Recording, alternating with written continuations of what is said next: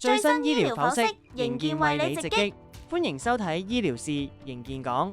醫療政策每年更新同變動，加上科技發展，醫療健康技術亦都日新月異。所以我哋每集同你講解本港醫療嘅相關資訊，由政府政策到唔同嘅醫療技術突破，全部同你嘅健康息息相關，等你緊貼最新醫療發展。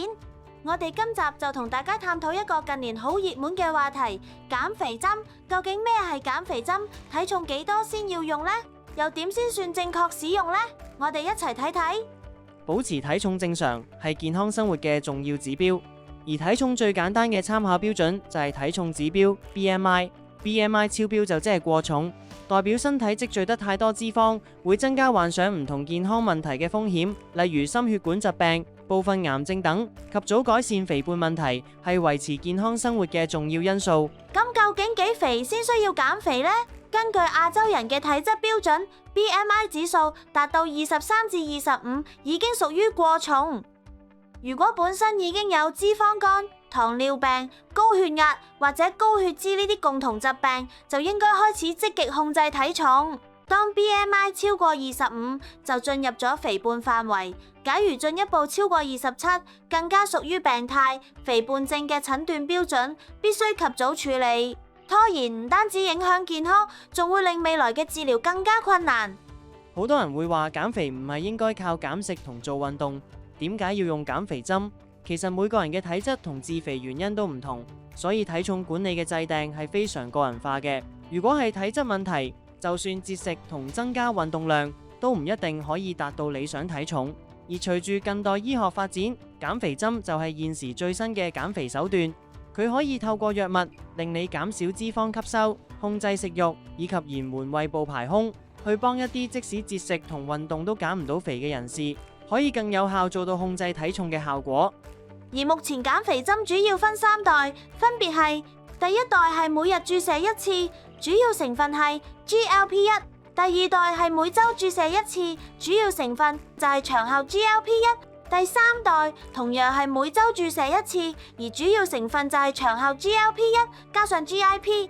3代減肥針主要成分都係 GLP-1，但功效、副作用同注射頻率就稍為唔同，大家可以根據醫生建議、需要同體質去選擇。所以減肥嘅第一步係應該據醫生進行詳細評估，了解肥胖嘅嚴重程度同原因。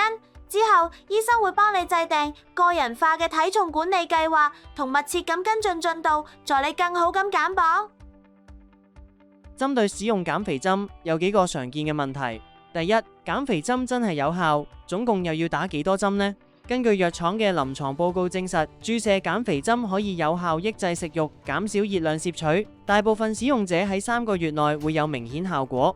減肥針並冇標準嘅總注射針數，要視乎使用者嘅情況同目標而定。期間應該建立良好嘅飲食同運動習慣。如果停用後維持原有嘅不良習慣，體重係有可能回升嘅。第二，減肥針有咩副作用？注射減肥針常見副作用包括口乾、噁心、嘔吐、腹瀉、便秘等不適，大部分會喺適應後緩解。一般首次使用會建議由低劑量開始，再逐步按目標調整劑量，以減少副作用。醫生會就住使用者情況去建議唔同劑量。第三，係咪所有人都可以使用減肥針？懷孕或者哺乳期婦女、對藥劑成分過敏、有甲狀腺水樣癌、個人或家族史、多重內分泌瘤綜合症患者、胰腺炎病史、嚴重胃腸疾病、腎功能受損嘅人士，以上人士都唔建議使用。第四，市面上有咁多種減肥針選擇，點樣揀先係適合我嘅款式？最好當然係喺醫生指導下選擇。醫生會基於你嘅 BMI、健康狀況、個人病歷、減重目標、注射頻率偏好、預算等因素，替你建議同制定最適合你嘅個人化方案。所以千祈唔好透過不法渠道自行採購同注射減肥針，後果可以好嚴重㗎。無論點講，使用減肥針最重要嘅一點，都係應該根據專業醫生評估你嘅健康、減重目標同生活習慣，由醫生為你選擇最合適嘅減肥方案。喺專業指導下正確使用減肥針，配合個人努力，先可以達成安全有效嘅長期減重。如果你都正為體重問題所困擾，又想了解更多體重管理方法或者新一代藥物減重療程嘅資訊，甚至希望嘗試用減肥針開展減肥計劃，可以隨時向我哋嘅醫生進行諮詢。